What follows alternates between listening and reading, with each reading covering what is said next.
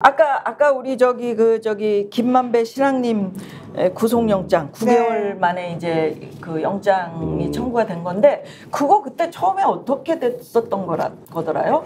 그게? 그게 그러니까 2022년 3월 10일인가가 아마 대통령 선거 그때 있었던 때잖아요. 네. 그러니까는 그 전에 3월 5일인가에 기사가 하나가 나는 거예요.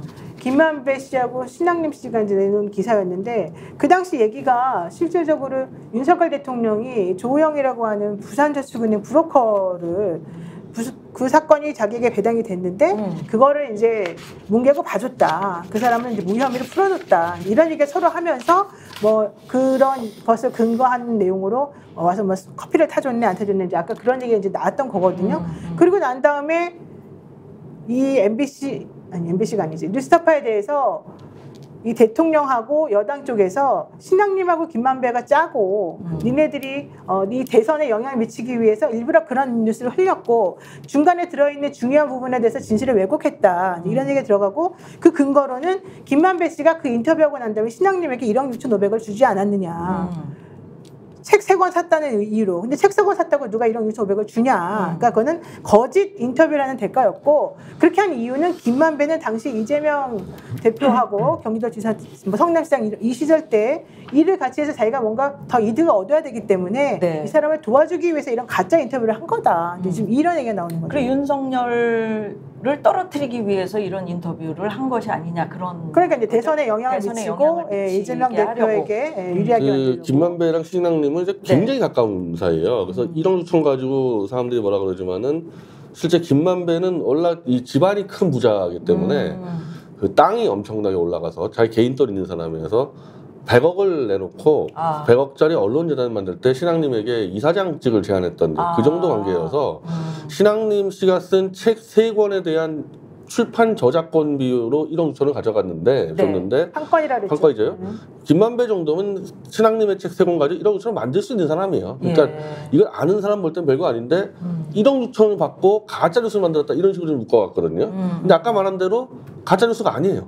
가짜 뉴스가 아닙니다. 이거는 이 조우영이라는 사람을 이 박영수 변호사를 통해서 윤석열하고 연결시켜가지고 수사를 못하게 한 그 작업인데 실제 수사를 안 했다면 윤석열이 안 했기 때문에 커피를 탔냐 안 탔냐의 지역적인 문제로 가짜뉴스 만들어서 완전히 어찌 보면 이건 그 언론 탄압을 위한 조작 사건인데 결국 9개월 만에 이제 구속영장까지 치는 네. 따지면은 언론 보도 하나 때문에 언론 보도로 인해서 저도 그걸로 이제 구속영장이 나갔는데 두 번째 사건이 벌어진 거죠. 그러니까 이게 이제 이 사건이 다른 사건들 아까 얘기하신 뭐 JTBC라든지 경향신문이라든지 뉴스버스 뭐 이런 데도 지금 수사를 받고 있어서 거기까지 영향을 미치는 거죠. 이 결과에 따라서. 그렇죠. 그렇죠. 네, 다 인용보도 다 들어왔기 때문에 네, 인용보도 있기 때문에.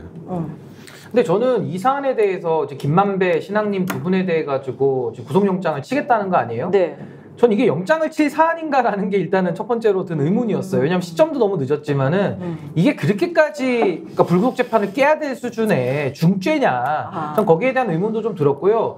영장 치는 거 좋습니다. 뭐 칠 수 있는데 그럼 왜 지금 현 권력에 대해서 지금 영장을 쳐야 될 일이 수두룩빽빽하거든요. 윤석열 대통령 개인 폰도 뺏어야 되죠. 거기다 김건희 여사 관련된 명품백 수수한 것도 다 수사해야 되는데 여기에 대해서 구속영장 안 치거든요. 지금 그 최혜병 특검 관련해가지고 지금 많은 관련자들 나오고 있는데 그분들 중에 한 명이라도 영장 친 사람 있나요? 다 증거인멸 다 있거든요. 근데 아무도 영장 안 치고 있잖아요. 근데 왜 이런 식으로 유독 이 정권에 반대되는 쪽에 대해서만 구속수사 원칙을 하고 본인들에 대해서는 불구속 수사도 아니고 그냥 무수사 원칙, 그냥 수사를 안 해버리거든요. 그러니까 이런 식의 형평성에 어긋나는 편향된 수사 여기에 대한 문제를 좀 지적하고 싶습니다. 아니 이렇게 하니까 기자들이 그게 효과가 있다고요. 그러니까 겁을 먹죠 이렇게 하면. 예, 엄청 효과가 있는 거예요. 계속 수사하고 계속 너 구속영장 받고 막 이러면 이 사람들이 어떻게 자기 소신을 가지고 진짜 정직한 기사를 내보냈다가 만약에 이게 나에게 불리하게 돌아온다.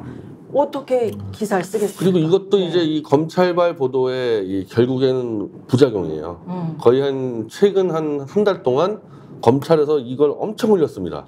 이 사람들이 가짜 뉴스를 공모하고 이거를 그냥 그대로 막 받아서 계속 나오니까 이제 그거에 대해서 자신감 갖고 영장을 쓴 거죠. 만약에 언론사에서 크로스 체크를 해가지고 그거 아니다, 가짜뉴스 아니고 이런 거가 같이 반론이 같이 나와줬으면요 이렇게 영장 못 쳤을 겁니다. 근데 이게 지금 사건이 시작된 지 9개월, 그러니까 조사를 시작한 지 9개월 만에 갑자기 벌어진 일이거든요. 네. 근데 현실적으로 이제 검찰 관계자가 이렇게 말했대요. 영장을 청구한 이유에 대해서 범행이 매우 중하고 수사 과정에서 피의자들이 지속적으로 증거를 인멸하기 때문에 구속 수사 필요성이 있다는 겁니다. 아니 9개월 있다가 구속하겠다 그러면서 구속 수사라고 하는 거는 신속하게 증거를 확보할 필요성이 있을 때 하는 거지. 9개월 동안 바깥 다 내놨다가 이제 와서 갑자기 이걸 해야 된다는 건 사실 상식적이지가 않아요. 네. 더 이상 증거 인멸할 게 뭐가 있겠어요. 예컨대 증거를 정말 인멸했다 하더라도. 그러니까 현실적으로 말이 안 되는 거고 또 범행이 매우 중하다 그랬잖아요. 범행은 기본적으로는 원래는 명예훼손부터 시작이 되었던 거예요. 네, 맞아요. 그런데 이제 그걸 파다가 신앙님이라는 사람이 알고 봤더니 다른 사람들에게도 뭐 책을 세 권씩 주면서 얼마씩 받는 사람이더라. 이제 이게 요점이에요, 사실은. 그렇게 따져보면 그것이 정말로 지금 우리가 막 계속 특검이 된다고 난리치는 그런 사건들하고 비교해봤을 때 매우 중요한 그 사건으로 정말 들어갈 수 있겠느냐. 9개월 동안에 어떤 증거를 인멸했길래 과연 이런 일 벌어지고 있느냐. 그리고 김만배 씨는 정말 징글징글할 것 같아요. 그러게. 솔직히 말해가지고. 더군다나 지금 영장 범죄 혐의에 공갈을 집어넣었던데 신앙님 위원장. 공갈 넣었어요. 아니 신앙님 위원장하고 김만배하고 그 출판 거래했는데 왜 공갈죄는 왜 들어갑니까? 그러니까 명예훼손만으로 느끼는 언론 탄압이라는 그 부담 때문에 공갈하고 뭐 딴 거 다 집어넣은 거죠. 뭐 돈이 왔다 갔다 했으니까 뭐 그런 거 가지고. 그러니까 다른 사람에게 뭐 정모라는 원장에게 뭐 돈을 5천만 원을 받았다. 이제 그 과정에서 공갈을 했다. 뭐 이제 이런 식의 다른 몇 가지 사건까지 몇 가지를 같이 넣은 거예요. 어쨌든 구속 전 피의자 신문 이르면 모레로 예상한다 그러는데. 오늘 신청했어요. 예, 그렇죠. 네. 구속영장. 근데 저는 판사가 정상적인 판단한다 그러면 영장 기각할 거예요. 그래요? 정상적이면 여기다가 영장 발부하기가 매우 어렵죠, 사실은. 그러니까 영장 발부 요건이 있는데 지금 그 요건이 다 안 맞거든요. 네. 그러니까 거기에 대해서는 전 뭐 재판부가 올바르게 판단할 거다, 저 그렇게 생각합니다. 자, 그래서 그 강진구 기자도 한 2번 영장 나왔는데 2번 다 기각됐거든요. 아, 네네. 예. 그래서 이건 뭐 그래요. 당연히 기각이 된다고 생각합니다. 예. 그러니까 검찰이 근데 기각을 당했다는 거는 무리한, 그러니까 검찰권의 무리한 남용을 지금 하고 있는 거다라는 거고, 전 다시 한번 말씀드리지만 현 권력층에 대해서는 영장 쳐야 될 사유가 차고도 넘치거든요. 차고도 넘쳐. 지금 입 맞추고 있어요. 해외 나가서까지도 맞추고 들어왔어요. 그러니까 이런 사람들에 대해서는 싹 다 봐주기, 아예 수사를 개시 자체를 안 해버리는 이런 모순에 대해서는 윤석열 정권에 이거는 큰 부담이고 굉장히 저는 국민들께서 다 현명하게 지금 보고 계신다. 네. 그렇게 생각합니다. 예. 진짜 큰 부담으로 돌아올 텐데 그걸 판단을 안 하시죠. 그러니까 저 매를 어떻게 다 몰아서 맞을지 전 잘 모르겠어요. 그리고 좀 강진구 기자에 대해서 2번 네. 영장이 다 이제 기각됐잖아요. 근데 이번에 또 강요미수로 3번째 영장을 좀 준비하고 있어가지고 뭘로요? 강요미수라고 그 첼리스트에게 뭐 입장을 강요했다 그러는데 뭐 강 기자가 이제 다 대출했죠. 이 카톡으로 뭐 서로 얼마나 좀 이 화기애애 대화했는지 네. 첼리스트가 저는 강 기자님만 믿어요 뭐 이런 내용이 했는데 이것도 이제 지금 보도가 검찰 발로 그냥 강진구가 완전히 그냥 협박한 걸로 쫙 깔리고 있습니다.